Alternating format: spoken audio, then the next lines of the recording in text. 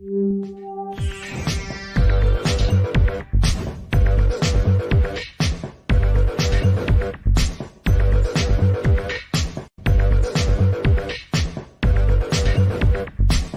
everybody, welcome to the show. You know where you are, the 9 at 9 with me, Tigo. And I know you know it's Monday. And if you're watching this in 2025 and you go, no, it's not, it's Thursday.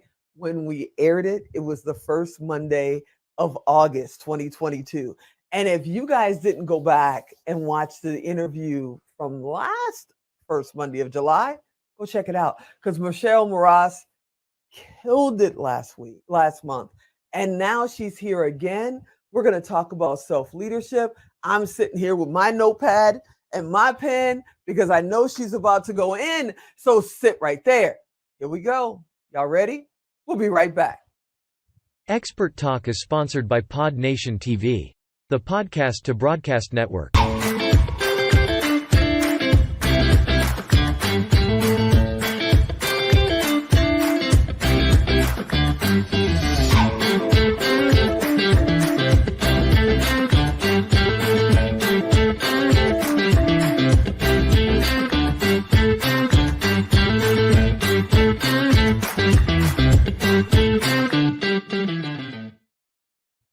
Hey, everybody, welcome back to the show. You heard me right. Michelle Mras is here. She's going to talk about self-leadership. Get your notepad out, get your pen out, because she's going to take you there. Michelle, are you here?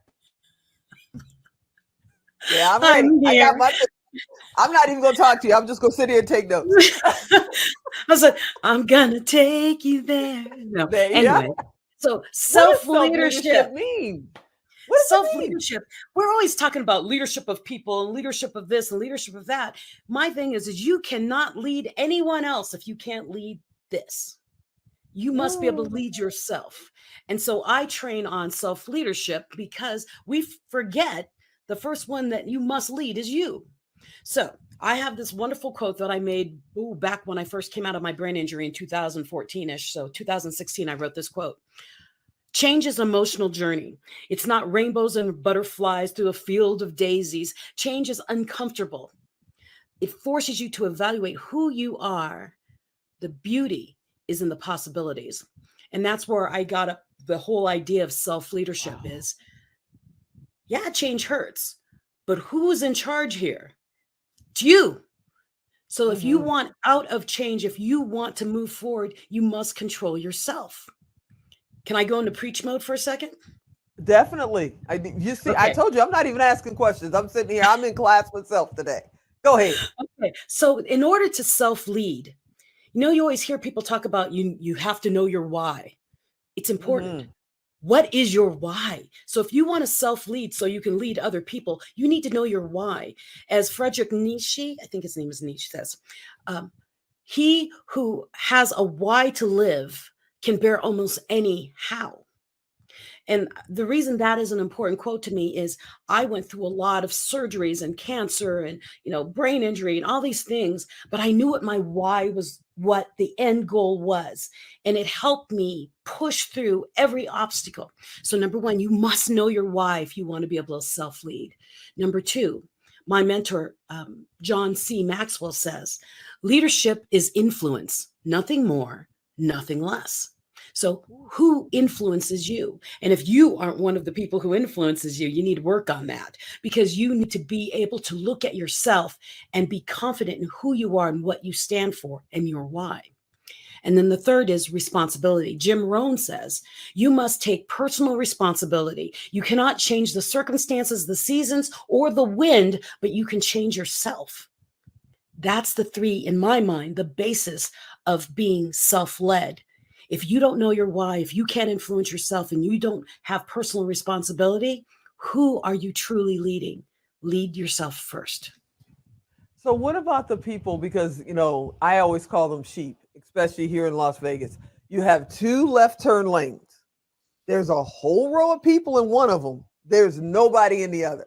No particular reason why. They're just following along behind the leader in front of them. What about the people that don't even realize they are leaders of any kind? Shouldn't they start with self-leadership? We all should start with self-leadership. And I've met many a client or someone on on a broadcast that I'm on says, I don't lead anybody. Mm-hmm. Who gets you out of bed every morning? You're leading Mm-hmm. someone.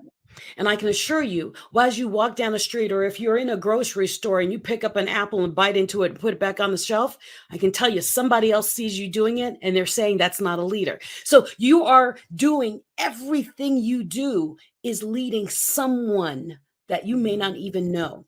But number one, you must lead yourself. And my biggest thing is, if you're in a crowd and you're walking in a crowd and you're doing what the crowd is doing, step out of that crowd. One of the Yeah. quotes I used for my TEDx was, "The differences between a rut and a grave are the dimensions." That's Ellen Glasgow. Ooh. The differences between a rut and a grave are the dimensions.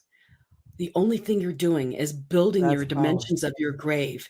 If you are following the crowd and wondering why you're not doing anything special or different, it's because you're in the crowd. And I know anyone listening to Tigo doesn't want to be in the crowd. You must step out of that rut, step out of that box you're building every day in your world, step out and make a new path. We are not records. We're not supposed to be spinning on that same thing, doing the same thing. Okay. Step out of it, make that record skip, find a new tune. And that new tune should be, I will self-lead. I will be the best version of me because someone is watching me. Even if it's a I child, if love it's that. a stranger on the subway, I don't care. You're leading someone. And at first, number one should be you. That's amazing. So what about the people? Because I run into a lot of it, and then, sometimes I even feel it. I'll be honest. Everybody knows I'm just going to tell you like it is. It's like where you just don't feel like you're worthy of it. I've had many a person, I'm sure you have, that said, I've been working and working and working. I just can't seem to get ahead. Well, one, you're charging pennies for what you should be at least charging dollars for, and two, you need to be out there and let people know that you're here. And they keep themselves back. I know I've done it myself. They keep themselves back because they're just not there yet. Oh, if I get this next degree, oh, if I learn this one more skill, if I get more practice, then I can get out there. How does that affect me or affect others when I'm not leading myself out of my own darkness? Hi, my name is Michelle Mras, and I can help you through that. But no, I really, love it. really, it's all about one little step, just one. And I have to tell you, I'll share, my story, but I'll share with your audience. My backstory Please. is, in 2014, I was in a car accident and I lost all my memories. I mean, I was 48 years old and I lost all my memories. I have a background in engineering and marketing and all these things, and it's gone. I ran political campaigns, gone.